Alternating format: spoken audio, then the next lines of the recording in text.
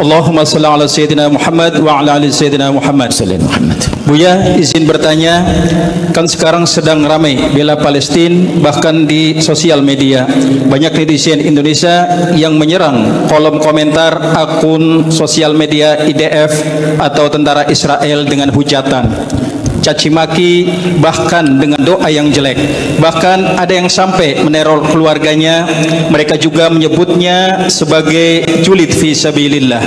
Hal tersebut ternyata berhasil melemahkan mental tentara Israel. Yang ingin saya tanyakan, bagaimana hukumnya dengan komentar dan doa jelek di sosial media seperti itu? Apakah diperbolehkan karena Zionis musuh Islam dan diharapkan bisa membantu Palestina dengan menjatuhkan mental tentara Israel melalui sosial media, atau kita tetap tidak boleh menghujat musuh Islam? Mohon pencerahannya Buya, syukron. Yang pertama adalah, jika ada orang berbuat zalim yang sangat berlebihan, kita boleh mendoakan dengan doa, dengan keyakinan bahwasanya mereka memang melakukan kezaliman. Nah, sama ini kan sudah sangat jelas. Tentunya doa kita harus spesial, doakan orang-orang Israel yang zalim itu. Dan begitu, yang nggak zalim nggak masuk dalam doa ini. Yang berbuat zalim ya Allah hancurkan sah. Adapun masalah mencaci, itu beda dengan menjelaskan tentang kejahatan seseorang. Syaitan itu tidak, kalau kita ingin mengusir syaitan, kita tidak ajarkan mencaci syaitan, dasar kau syaitan, nggak ada begitu. Tapi kita mengucapkan a'udzubillahi minasyaitonirrajim, berlindung kepada Allah. Jadi kalau kita ingin mencaci, kita tanya faedahnya apa mencaci. Kalau menjelaskan tentang kejahatannya, itu yang menjadikan mental mereka runtuh tuh karena sadar bahasanya dia jahat, dan akan membuka mata orang-orang yang selama ini tertipu bahasanya ini jahat. Akan tetapi kalau kita hanya mengandalkan cacian, mungkin sebagian orang sudah tidak tertarik dengan cacian kita, sehingga tidak terlalu peduli, tidak ingin tahu yang sesungguhnya. Karena apa? Kita sudah mulai mencaci dan mengolok. Tapi menjelaskan tentang kejahatannya penting.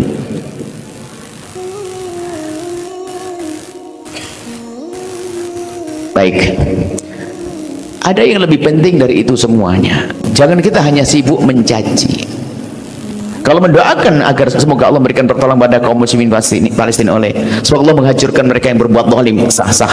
Ada contoh kunut nazilah yang disebutkan, nah, kisahnya seperti itu. Waktu beberapa qurra penghafal Quran yang meninggal, lalu Nabi mendoakan pembunuhnya, sah.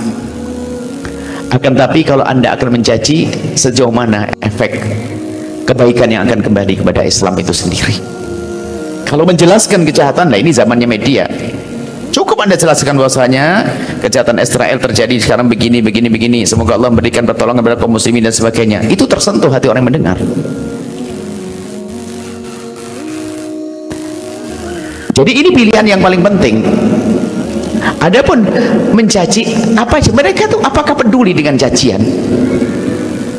Mereka tidak peduli dengan cacian. Mereka tuh takut kalau ternyata kejahatannya diekspos sehingga dunia melek seperti hari ini. Dulu belum ada, media tidak semacam ini. Sekarang banyak terbuka, negeri-negeri yang semula mendukung Israel sekarang sudah berbalik. Kenapa? Lihat, itu karena melihat kenyataan, bukan dengan cacian. Ya, setan pun tidak perlu Anda caci. Maka kalau gitu, setan bahkan dalam riwayat bukan kalau setan kita caci tambah gede mereka. Tapi kalau auzubillahi minasyaitonir rajim, kecil dan hilang, enggak. Jadi lebih baik kalau kita menjelaskan tentang kejahatan-kejahatan, ekspos berita-berita ini. Kemudian tambah doa semoga Allah memberikan kekuatan kepada kaum muslim yang ada di Palestina, dan ini adalah semoga Allah menghidupkan hati kita dan sebagainya sehingga kita mendukung. Sehingga mungkin orang-orang Yahudi sendiri mendengar ini, oh sadar. Tapi kalau dengan caci maki, kadang-kadang sudah tutup dengan cacian kita, sehingga yang akhirnya membuat reaksi berubah, bukan ingin merenung. Orang jahat di samping rumah kita caci dengan cacian, maka dia akan mereaksi cacian kita, bukan dia merenung untuk bisa sadar. Ini adalah himbauan seperti ini. Ini ada dulu. Kemudian yang lebih penting lagi, setelah kita menjelaskan tentang kejahatan mereka, maka yang lebih penting dari itu adalah sibuklah Anda menolong saudara-saudari kita yang dari Palestina. Anda perlu bertanya kepada Anda yang teriak-teriak bela Palestina, anti Israel, atau mohon maaf yang mencaci maki orang Israel itu. Ini action atau serius? Jangan-jangan action saja. Kalau serius pasti sudah Anda berderma juga keluar duit. Sekarang keluar duit enggak, teriak-teriak Allahu Akbar bela Palestina, Palestina, teriak di mulutnya. Di koceknya enggak ada keluar Rp1.000 pun enggak. Bantu Palestina. Action saja, pengen dilihat bahwasanya dia adalah pembela Palestina, kebenaran dan sebagainya. Bukan itu, hai hamba Allah. Jadi apa yang perlu kita lakukan saat ini?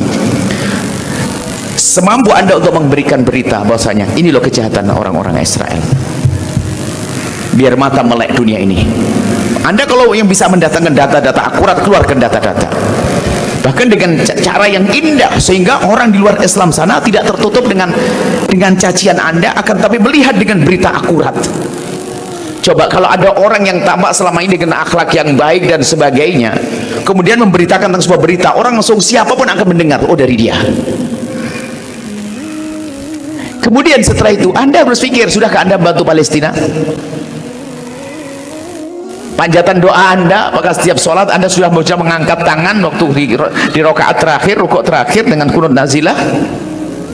Atau Anda di tengah malam mendoakan mereka? Kemudian sudahkah Anda motong sebagian dari rezeki Anda? Itu madhab kita. Yang terus kami aneh, untuk mencaci maki tidak menggugah hati.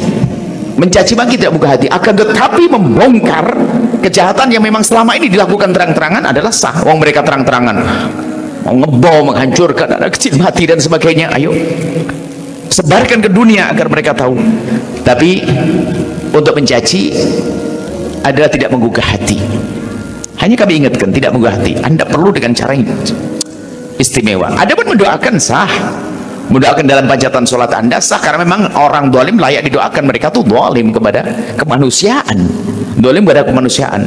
Baik ini, jadi mendoakan oke, karena memang mereka zalimnya sudah luar biasa. Yang kedua, Anda jelaskan tentang itu saja, tentang kejahatan-kejahatan mereka, keburukan-keburukan mereka, agar dunia ini melek mata mereka, mata kepala dan mata hati mereka.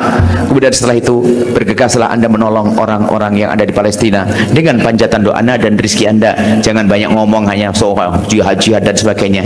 Kita bisa jihad dengan harta Anda, harta kita saat ini. Palestina perlu bantu, hidupkan hati Anda, bukan hanya teriak-teriak, akan tapi perlu ketulusan. Tadi pagi ada yang bertanya, apa yang tidak kita lakukan gini-gini. Saya tanya, Anda sudah infak atau belum? Anda sudah sedekah belum? Jangan hanya teriak-teriak saja. Tapi tadi pagi orang baik yang bertanya, hanya saya guyon nih bahasanya, sudah. Dan kami yakin dia sudah berderma. Jangan banyak ngomong, derma penting, tolong mereka. Lalu jangan bicara nanti nyampe enggak, bukan permasalahan itu. Permasalahannya keluarkan kecuekan Anda dari hati Anda, itu saja. Anda harus peduli dengan mereka, selesai. Itu saja. Semoga Allah memberikan pertolongan kepada saudara-saudara kita di Palestina. Semoga Allah menjadikan kita pejuang-pejuang dengan panjatan doa kita, dengan harta kita, biarpun kita belum bisa perang ke sana. Dan semoga Allah menghidupkan hati kita, tidak menjadikan hati kita mati yang tidak peduli dengan saudara-saudari kita. Wallahu a'lam bishawab.